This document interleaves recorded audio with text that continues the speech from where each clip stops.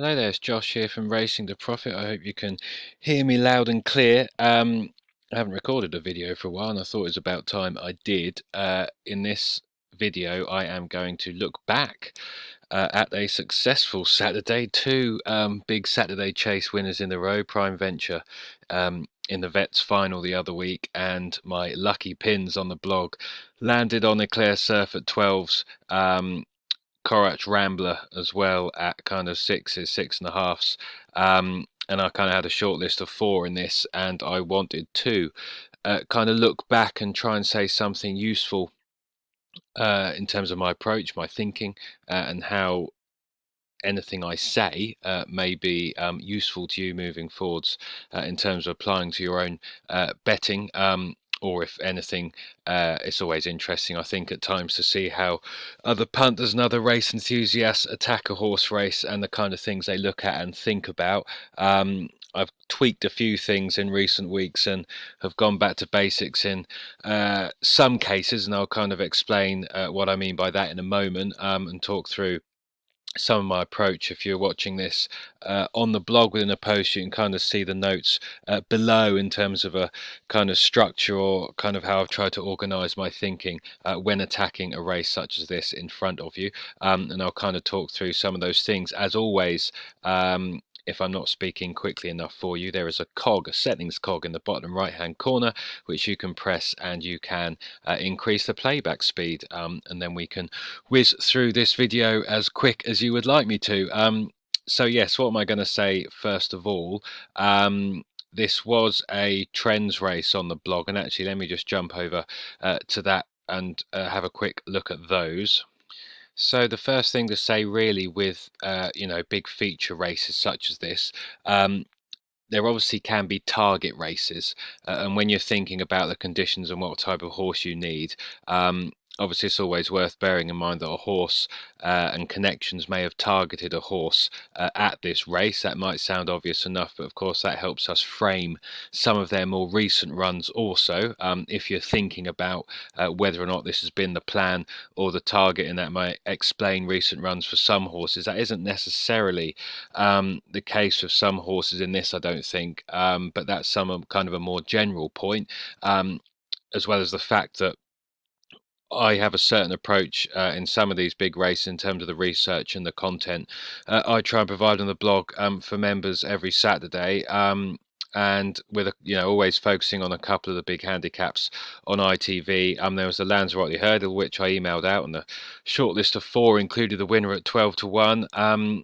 And there was the classic chase here, not the strongest of trends in terms of the sample sizes for these, what I call the 0 from X numbers, but they still had a kind of decent profile, which did turn out to hold up.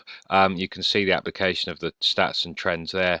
The three kind of bigger price ones for the Lanzarote included the winner Cobbler's Dream, but the classic chase here, we had 1, 2, 3, 4, 5. So there were 5 on the list, and 4 of those 5 finished in the top 4, excluding Hollow Ginge. So they turned out rather well for this particular race, and I did use them as a guide, and I kind of knew they were kind of here in the background. And then you had the trainers, trainers that have won the race before, and that may obviously indicate that they've targeted the race again, and if not, but in any case, they certainly know the type of horse required to compete and win in such a race, which is also useful information.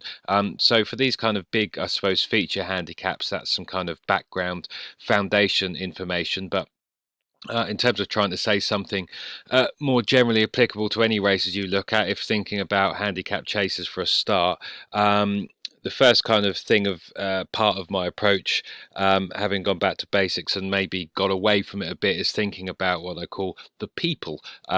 And when I say that, I'm talking about the trainers, in particular the trainers in form. There were times, I mean, the start of the jump season is always trickier anyway, in terms of when we leave the summer and we enter the autumn. It was particularly dry this time around as well, which didn't help, because you had a lot of summer horses still running You had a lot of winter horses coming out maybe on ground that wasn't ideal, or they hadn't done as much work at home as the trainers may have liked to, because they haven't got them on grass and so on and so forth. But I struggled more than I should have done in kind of mid-September through to the end of October. And I got in a habit at times of landing on horses who, well, the trainer wasn't in obviously good form, and the horse wasn't in obviously good form either. Mainly as I had no idea, because I hadn't been on the track for a while, or I was kind of clutching at straws with the one few too many horses. So the first thing I do try and get a grip on now, is certainly looking at those horses or trainers who you know are definitely in form. That's never a bad starting point on whatever approach you take across the board. There are, of course, different metrics you can use to judge whether a trainer's horses are running well and so on. Obviously, I'm in the excellent Gigi's Gold, which, as you know, and I've said in many videos before, you can try for free, including a link below this if you're watching on YouTube or on the blog. Yeah, you can become a free registered user, get access to kind of 4 or 5 free races a day, where you get access to all of these excellent race cards. There are many ways you can look at trainer form. There are running to form indicators on the Racing Post cards, which I think are free. And anything north of kind of 50, 60, 70% with those is obviously a good indication of trainer form as well.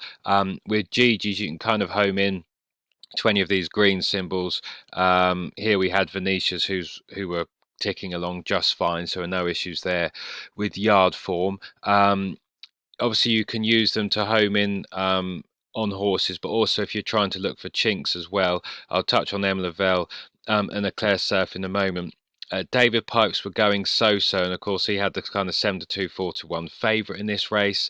Leading into this race in the last 14 days, 1 from 35, 7 places. The last 30 days, 6 from 35. I did clock that, and I suppose when thinking of reasons to oppose what would turn out to be the favourite, that was kind of high on the list in terms of not 100% sure on how the yard were going. On the flip side, the horse at least arrived in some sort of more recent form, but more on that in a minute. So yeah, so thinking about the people, thinking about the trainer form and any relevant stats you may have with the trainer, and that you might use a positive. There's also the trainer and jockey, I should say before I carry on. I'm doing all of this without knowing the odds. A long time ago, well, possibly earlier in this year, Gigi's has an odds function down the side. I removed that. You can pick and choose what you have shown in these race cards. Every time I look through any race, first of all, and try and make a judgment, I have no idea on their price. I think that's important because it can cloud your judgment, especially if using odds checker. Even subconsciously, you can see lines of blue, you can see horses shortening, you might see horses tipped, or whatever, and that can cloud your own judgment. And in this game, if you want to and you enjoy that aspect of it, solving your own puzzle, trying to not be influenced by others and the market before you've made any sort of decision yourself, or a shortlist, is or can be a useful way forwards. So yes, that's the people, trainer and jockey, and any trainer and jockey stats and combo stats you might find useful. I certainly find them useful, as well as thinking about jockey bookings and who's riding what horse and why. Obviously, in this particular race, there are a fair few uh, kind of stable jockeys or jockey number ones, but if the jockey or the stable jockey isn't kind of here riding in this race, that may pose a question also if they're elsewhere. For example, down here, if you think about Paul Nicholls, Harry Cobden would usually ride, say, but I think he was elsewhere. For example, well, he was at Kempton. Russell, Derek Fox as a stable jockey, so nothing new in that. Obviously, Nigel will use Sam as much as he can. Tom Cannon, stable jockey for Alan King. Charlie Deutsch is stable jockey for Venetia Williams. Dr. Newland would use Sam if he can, but I think if his dad wants him on, Sam has the choice, and Charlie Hammond's kind of next down in line.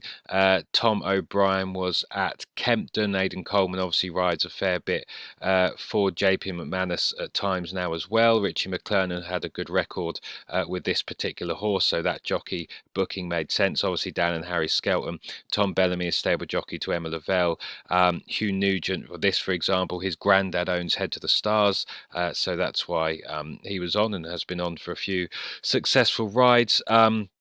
Obviously, David Pipe, Tom Scudamore, trainer, stable jockey, Evan Williams, Adam Wedge, same again. And then some stranger bookings down here, I suppose. I did think, obviously, Game Line was the big outsider, had a class question, but the fact neither of the Bowens, both Sean was riding for Harry Fry and one for his dad's at Kempton, and James, well, he probably couldn't ride here as Nicky Henderson wanted him, and I think he's second jockey for Munir and Suede, and obviously Daryl Jacobs out injured at the moment. So they're the kind of things to build up, and I do, some people don't have any time for jockey bookings or thinking about why certain jockeys have been booked on where else they may be on busy meetings. I do like thinking about that as one aspect and trying to build it into what I call the people. That's before you get on to the profiles or looking at any of the horses, and we may all have kind of favorite trainers, I suppose, and jockeys, and different combos we may look out for. Certainly in my mind, Emma Lavelle and Tom Bellamy have been near the top of the list because they have had a decent season. Obviously Tom Bellamy before the start of this season and over the summer became stable number one. He's done pretty well in the last year. If I click on Emma Lavelle here and click, I can dig down into these different stats, click on the jockey. This is looking at Tom Bellamy. What stands out is or one of the stats that stands out is their record together in chases, 15 from 57, 26 places. If you like your trainer jockey combos and stats, that is probably worth noting. And I think they're a combo to keep an eye on moving forward, certainly over fences. Tom Bellamy is very, very good, and generally has them prominent as well, actually, which I always think is a bonus. So I suppose that was a foundation. The yard were going well as well. I will just mention this percentage of rivals beaten. Especially if you use, and some of you watching this will be Gigi's Gold users.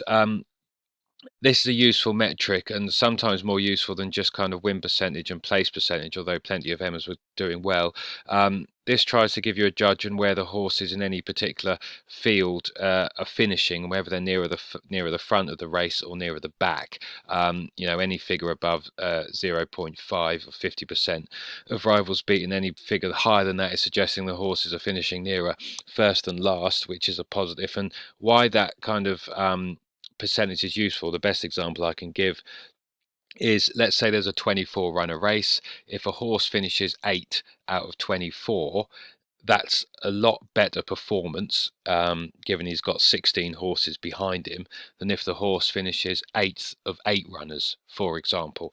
And that kind of figure helps to put some kind of relativity, I suppose, on where the horse is finishing within their race outside of just basic finishing position, and lengths beaten and everything else. So it's just another figure within the mix, but you can often see trainers with, they may not be banging in the winners, but their percentage of rivals beaten figure is pretty high. Sometimes you can see 70-80% when they've had 10 runners or so in the last 14 days, no winners, plenty of placing, plenty of finishing nearer first and last, and that may indicate that they're about to go on a hot run. So there, as an example, their runners coming up could be worth a closer look, but that's an aside.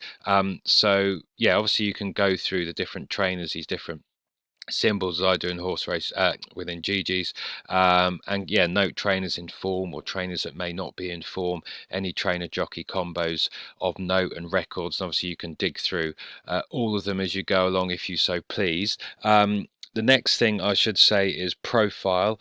Now this is obviously where it gets you start digging a bit deeper, and there are, if you'd like picking out your own winners as such, I don't think there are any kind of shortcuts as such, certainly not in big races such as this. You obviously you can just click on each horse, and work through them in race card order, which I do, however you look at their profile.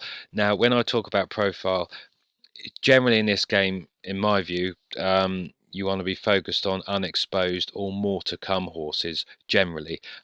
Do you think there's more to come from the horse in general? They may not have reached their handicap mark yet or shown their full ability, and or do you think there's more to come from them in race conditions? And by that, you can be focused on mainly the distance, I suppose, or the race type and the code, and whether they're going to improve for today's race setup. Linked to that is whether they're well handicapped and making a judgment on that.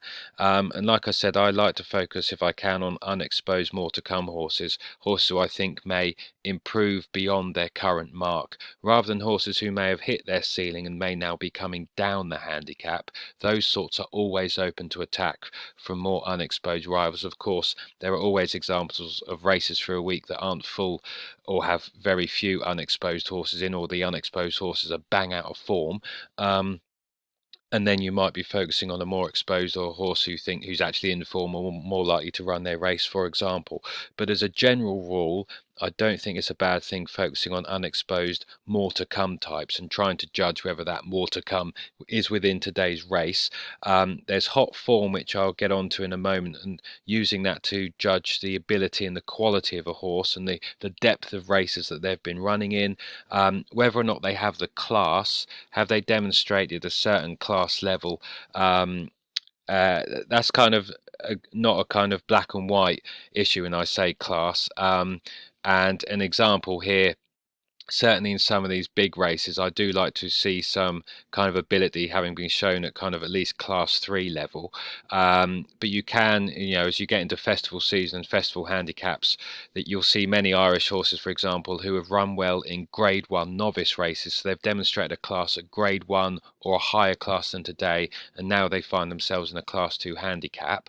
And you're making an assessment on whether you think the horse has got the class to compete today. Have they shown form previously at a higher class, even if in at novice level, as an example? But you can, like I said, use hot form and the horses they've been in and around to try and build that picture up as well. Also, when I'm talking about profile, is the horse in form? And again, I suppose that's more of that kind of idea of back to basics of, is the trainer in form? Is the horse in form? However, whatever metrics you use to judge whether the trainer's in form, but I think you want at least one of those boxes ticked. Some of you will be listening to this and you like both of them ticked. You like the trainer to be in form and the horse to be obviously fit and in form, from kind of a half decent run in recent history. And then you've got conditions. I'm also covering that when I think about profile of the horse. Are the conditions suitable? Do you think they'll handle conditions? Will they improve for conditions? The going, the course, the distance, the field size. And within all of those factors listed kind of below this video, if you're watching on the blog, you're asking kind of what we know, what we don't know, what are the horses doing differently from kind of recent runs or last time out, and is that a reason for why they may improve today? Or are there excuses for any perceived bad run last time out? And you're trying to put all that in the mix, and I wish I could make it more straightforward than talking about some of those things, but again, it's practice. And when you get into a habit of picking on a few factors that you like going through, you soon obviously can start whizzing through, but that's certainly covering the main points. And I'm not going to whiz through every horse within this race, otherwise we would be here far too long, and I've already been going on for 18 minutes. So they're the first two factors, people and then profile, and you're going through every horse in the race. Now, I came to a short list of 4 here. Lucinda Russell was fairly easy to put on the short list, given he'd won 4 times from not very many runs. He had a likable profile, a likable attitude. He was unexposed. He won off 134 there. You can use Racing Post ratings, can be a good sort of guide, I think, to judge whether there's more to come from their mark. Posting a 144 from a mark of 134 is decent enough. That was also a career best, so you can use Racing Post ratings to kind of get a judgment on their career trajectory, I suppose. And yeah, I thought he was decent and worth putting on the shortlist. I did have some niggles, and they were kind of proved after the race to an extent, I suppose. Although it didn't stop me putting him up. Over the level of his form and the depth, because nothing had come out of this race since this Cheltenham win. I think three or four of them had run at the time, or four had run at the time since he ran in it, and none of them had won. None of them had really done much at all. So that was niggling at me, but at the same time, thinking that he was very strong at the line in this Cheltenham race, and that this distance he may improve for the trip. So I suppose I'm flicking through trying to get a short list. I won't open up all of these, but the Hollow Ginger had been beaten in this race before, was a bit more exposed to my mind, and was kind of more exposed, open to attack, been beaten in the race before. First run after a wind up, I wasn't convinced. Not a chance had won this race before, had been badly out of form since first time visor. Alan Kings were going a bit so-so at the time, as you can see there. Last 14 days, 30 days, although percentage rivals beaten okay. But I wasn't swayed by him. Achille, or however you pronounce his name, age 12, I thought, he had to be open to attack. He was second in this last year, but maybe that race wasn't as strong as this. Manila Encore for me had a class question, and had been whacked in the handicap. I had a concern whether or not he'd be good enough. Jerry's back always liked hitting a fence. I, to be honest, wasn't convinced on stamina, although he did run better in here than I thought he was. He was stuffed 27 lengths, but he kind of plodded on into fifth, and his running style was a bit off-putting as well, but I'll touch on that in a moment. Also, in terms of when I look at pace, which is kind of the third thing I look at after kind of people profile. Shireko Vallis, in hindsight, he was on the shortlist of 4, 28 to 1 at the time. I'll get on to, well, what I liked at the moment, you'll see when I see the pace map, is I thought he'd be fairly far forward. Having watched his race at Chepstow, he jumped really well. He travelled well on the pace. Beating Kitty's Light was okay form, I thought, at the time, because of Kitty's Light and what he did last season. And he was fairly lightly raced for his age. 10-year-olds had won this race before. He was best fresh. Might be worth noting. His 3 from 7, 4 places, runs after 60 days or longer. I think they will try and pick another target. I wondered if something like the Summer Cup at Uttoxeter. He clearly is good on decent ground, is no problem for him. I had a little niggle whether or not he would handle the ground here, and also he was kind of back up to a fairly high mark against his overall profile and his age. I wondered if younger legs would have him, but that his prominent running style may prove beneficial around Warwick, especially if he got his jumping if he jumped as well as his Chepstow run. So he was kind of on the short list. Like I said, had that trends as well. Paddle Your Own Canoe I didn't like for various reasons. I wasn't sure he was going to be good enough. He was fairly inexperienced over fences. Head to the Stars had been beaten in this before. 11, usually held up out the back. I didn't see a reason for why he wouldn't do the same. Or would get more competitive than he had done in last year's renewal, or the year before. And getting older as well. Pipe Sauce had to go on the short list because unexposed, in form, and some of this form was really good. The Pat's Fancy race had been working out well. The front two of this newbie race were miles clear. Saint Pelé is a decent horse, and he was receiving some weight from him. So he had to be on the short list because of his profile. Uh, Nichols' horse had too many questions over from France, just too much guesswork. Age 6, not enough experience for me. No rematch came here on the back of a P. I had class questions, wasn't sure if he'd be good enough. Captain Tommy, some niggles about the ground, but also stamina and class also to a point. Something I think he's got a race in him this season. I'm half waiting for them to put the headgear back on. Whether or not they do, we shall see. He's run some okay races and was travelling well in this Cheltenham race when kind of brought down, although I'm not quite sure how good that race turned out to be. But he'd been beaten in, these Class 3s here, especially this Wincanton Class 3, and stuffed in this Bangor race. I do think he's got something in him. He's only 8, his mark's coming back down. And Game Line had a class question. Wasn't sure his legs would be quick enough. Some of these races, this Grade 3 on a different level to some of these Class 3s, but he does have another kind of 3 and a bit mile race in him. Maybe they will go back to Fakenham with him. Maybe that's the plan, the season plan. Wouldn't be a shock, but he does have another staying race in him, but not as deep as this. That leaves Eclair Surf. who was interesting as I tick around the 24 minutes. So again, unexposed was 2 from 7 over fences, 6 places before this. So fairly consistent, likable profile. If you've got horses that know how to win and have placed regularly, that's all. That's always a positive. And then looking down here, you could see some of this form was decent. This Sandown race, I'm going to just focus on a couple of replays in a minute of also what caught the eye. This. Yeah, how he stayed on here is what I really like. 24 furlongs in proper heavy. It was proper testing at Sandown. If you watch that replay, you'll see how well he finished the race. And having watched that, I had in my mind that he was well worth a go of a marathon trip, because plenty of horses don't finish like that up Sandown's heavy hill. Also, the RPR there at the time was half decent against his mark. The race had worked out okay. This Eclair de Guy had run an interesting, eye-catching race in the London National when possibly hitting the front too soon. That was in my mind. He clearly wasn't right, your Toxter. Then we had this season more recently. So Bangor, he was travelling really well 3 out. I think he'd have placed. If he didn't need the run, then he may well have gone even closer. As is his wont, he kind of walked through a fence. Snow Leopardess obviously won the Beecher Chase, so there was some substance to that form. Black Lion had come out and won since. A couple of others had run well. Then there was this Chepstow race. By all means, watch that replay back as well. Also, and I will demonstrate that was the run of an informed horse, how he travelled, and he walked through 5 out, but obviously he was nearly upsides. I Will Do It, who hacked up here and then would hack up in the Welsh National. So when I'm talking about hot form and does the form have substance, well, already this season he was upsides going well alongside the horse that then came out and won the Beecher Chase. He was upsides and going well enough against the horse who would then win the Welsh National pretty well. And there was some substance down here as well. This Frankie de Burle extra form was decent also as well. Plenty of horses had come out of that and won since. So you're building up substance to the form.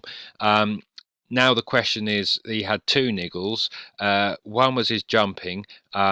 Poor jumpers don't win at Sandown for me. In my head, it was a question of he can hit a fence. He just puts in a brain fade. So that was one niggle. The second question, of course, was the trip. But he's never run out the distance, so I don't know if he stays. So this is when I talk about what we know and what we don't know. Well, I don't know if he's going to stay. Do I think the distance is a reason for why he's going to improve today? My judgment, having watched this Sandown race, was that it was well worth a go. Why would he improve on some of these recent efforts, especially Chepstow when he was well beat? Well, obviously you were hoping he had a clearer round, but also it was good to soft, and it was 24 furlongs, and he did then look visibly outpaced. Now he got a further distance and he got softer ground. So because of that profile, and some of those things I said earlier about the trainer and the jockey, Emma Lavelle does well in marathon chases as well in the last couple of years, building up some good stats there. That was in my mind. So for various reasons, I kind of had those 4 on my shortlist, and they actually turned out to be the 1, 2, 3, 4. They were highlighted in the write-up, and as the only 4 I kind of really focused on. So Lucinda's, Neil Mulholland's here, Eclair Surf, and the Pipe Horse. So that was where my thinking was at. Obviously, I'm flicking through, thinking, making shortlists, etc. The final part of the puzzle, to a point before looking at the market, or forming some kind of assessment in your head about odds and price and whether or not you think their value, is pace. So I've talked about people. I suppose it's the 3 P's: people, profile, and then pace. And this was the other thing that kind of pushed him up. So kind of soft ground. There was a fairly big, 5 race sample here. Not massive, but you could see the benefits of racing prominently. Now, when I sort these pace maps out, that's kind of in race card order. I click this lead here within GG's just so I can get a feel on where I think the horses are going to line up. This is based on the stats of their last 4 runs. And if I can, I do like to try and make a case for horses in this little group here. Now, in hindsight, the best thing to do was probably to each way both of those, 1 point each way on each. Their prices would have been plus 20 points. So I came away with plus 11 on the race, but I'm not going to complain at that.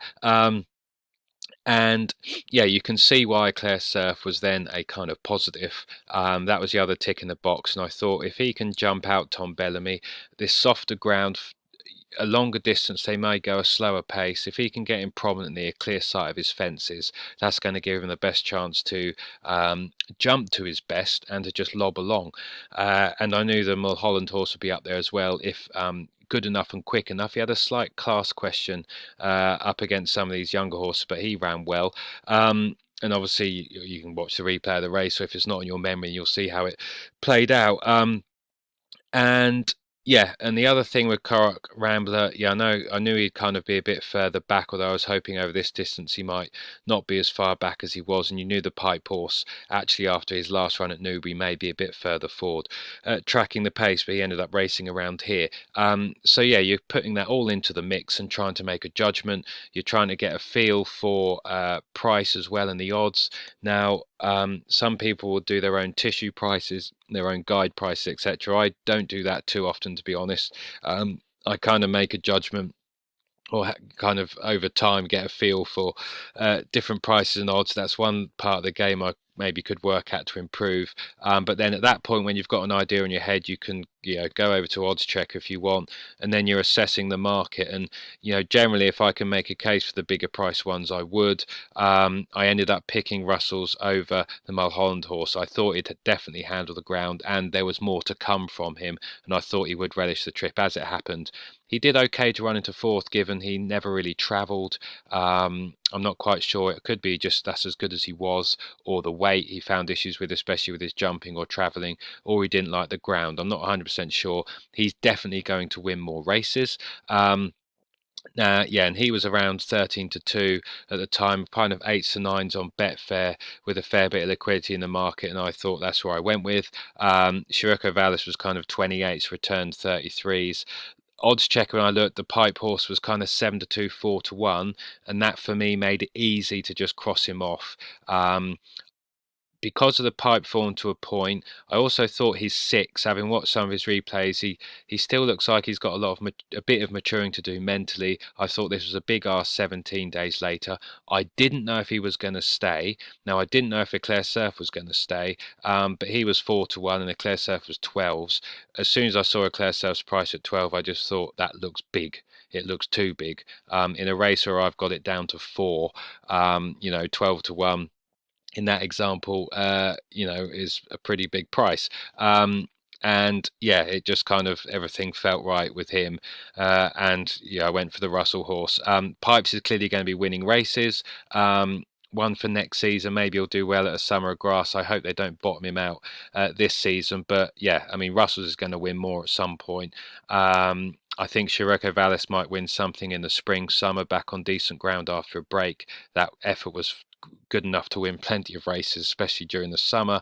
Eclair Surf, there should be more to come given how he won that. He actually posted a racing post rating of 152 from a mark of 133, which is always impressive. You can see how some of this form of some of his races worked out down here in that Then What feature. And yeah, Pipes will win more. No rematch will, no doubt. He's lightly raced. He's one to keep on side, but maybe dropped in class. He was pulled up again here, so does have a couple of questions. Now, Game Line at a lower level, I think, aged 8, may still have a marathon chasing him somewhere. And I think Captain Tommy might pop up at some point this season as well. He's getting well handicapped, although his form, he's got some okay form, some not so good form. Maybe when headgear comes back on or the yard are in better form. Who knows? So that's putting that all together and making a judgment. In GDs, obviously, there are things like the Instant Expert where you can make a judgment as well, although that only tells you what horses have achieved in conditions. And clearly, as you can see here, there are plenty of horses unexposed over the distance who could well improve for it. Like I said, that's getting back to those things about what we know and what we don't, judging whether that's a positive or negative and built into the price. Those risks are built into the price. If Eclair Surf, for example, was say 4 to 1 or 7 to 2, I wouldn't have touched him because I didn't know he was going to stay. I thought he was worth a go. And there was also that ability for him to smack a fence, which I didn't think would be built into a shorter price, for example. Now, the final thing you can do, so yeah, they're the four areas, I suppose. People, I've touched on. Profile, whether unexposed, more to come generally in conditions, or the race type. Are they well handicapped? Do you think they're well handicapped? More to come.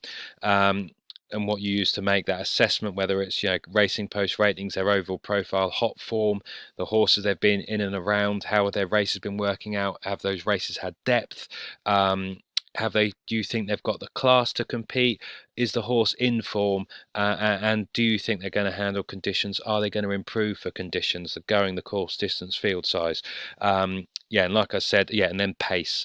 Are they going to lead? Are they going to race prominently?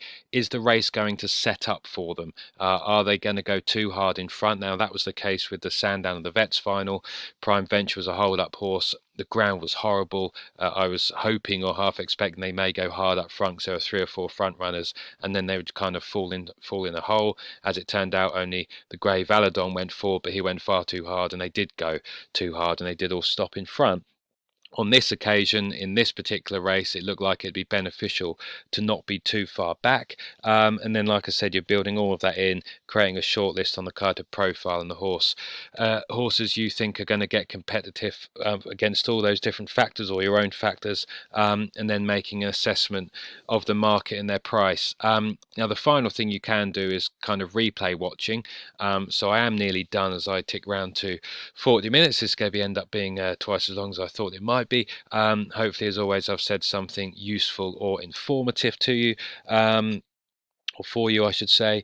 And the final thing is replay watching, of course. Now, I watch, you know, all the kind of 3 mile plus chases, which I try and specialize in. I'll try and get on top of the replays and rewatch them from when they happen, so they're in the kind of mental notebook, or I will make notes on the horses, to just kind of remind me moving forwards. But there are different things you can watch, and I'm just going to clock on Eclair Surf. Now, I did go back before deciding finally to bet and rewatch 2 races, this Sandown race and the Chepstow race, and I just want to show you what I watched, and kind of what I saw, I suppose, and what caught my eye. So if I just put this Sandown race here, full replay on here, and let's just whiz this open here. Hopefully you can see it in front of you. What I did want to just demonstrate, if I just flick to the end, you know, Sandown is hard, especially when it's heavy, especially if it's tacky, drying heavy, and I wanted to see how the horses finish. Now, you can see here, loads of struggling up and down on the spot. Not him. And I suppose this went into this went into our notes at the time, actually, but even more so when I watched it back. Eclair de Guy, I think, has possibly got something this season as well, somewhere. And maybe back at Sandown does seem to go well here. But you can see here, if I just whiz this on, jumping the line, just how he stays on this hill. He's not paddling as such. You can look at his legs, I suppose, to a point, but he is galloping. He's not out on his feet. He's obviously finding it hard work, but he finishes strongly to my eyes, and he is powering through that line, certainly relatively to the rest in this race, in what looked like a ploughed field. So that marked him out as, you know, being a stayer, possibly might relish this sort of trip. And certainly worth a go if you're judging the price, and clearly softer ground the better. Now, knowing how he finished that race, I kind of thought, if you're looking for an excuse for his run at Chepstow, ground was one of them. But, you know, focusing on this race in terms of what are the positives, and having watched this back, when you're talking about is the horse in form, you can look at how they travelled and how they moved through the race. So what I do want to do, this is where they go down the back. Now, here's your subsequent Welsh National winner. He bolted up here and then bolted up in the big one. You had Truckers Lodge behind. You know, some of this race was working out well. He ran well again in the Welsh National, and a few others in behind had ran okay. But what interested me here, is, let me just skip through as they turn around the bend, Eclair Surf is keeping tabs on him for now. Now, we know this is a good horse in front because of how he won this and then what he went on to do. But Eclair Surf is travelling now. The jockey's hands down here. He's not really moving as yet. The jockey's fairly still, Tom Bellamy. The horse is travelling. He's moving like an in-form horse. He's the only one who's able to go with him at this stage. Most of these others in behind are being ridden. He's just asking him here. The one in front's just starting to speed up. Remember, this is good to soft ground. And now Eclair Surf has his brain fade and absolutely walks through a fence. Now, that is going to knock any horse. It knocks him back. He kind of lost 3 or 4 lengths in that move. But he's now also getting to be regathered, but also outpaced. But then I watched the rest of the race. He jumped them fine. The leader's getting away here, so he's the stuffing's been knocked out of him with that error, but also I think he lacks the gears on this ground. Now the other thing I watched here was this: he is staying on. Yes, he's beaten, but when they kind of clock back to the end, you'll see the horse staying on. Obviously, we know that's a good horse because he's then come out and won the Welsh National. The horse is beat, but look at him finish there.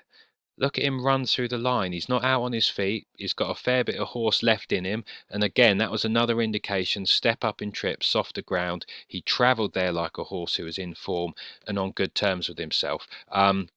And that, I suppose, having watched those two races back to kind of reaffirm that in my mind, was the final piece of the jigsaw to go with this unexposed 8-year-old within conditions who would race prominently, hopefully jump well, and I thought he would keep galloping. And thankfully, at 12-1, I was able to take the chance, and it all worked out fairly well. I could watch the video back of Shurko Vallis, but I won't, because I've been talking for far too long. But if you watch that Chepstow run back, which I did when he won here, what I noted there was how he travelled and how he jumped very well, and how he kept finding for pressure to the line, and I thought that would be a positive. Like I said, in the end I crossed him out for the Russell horse.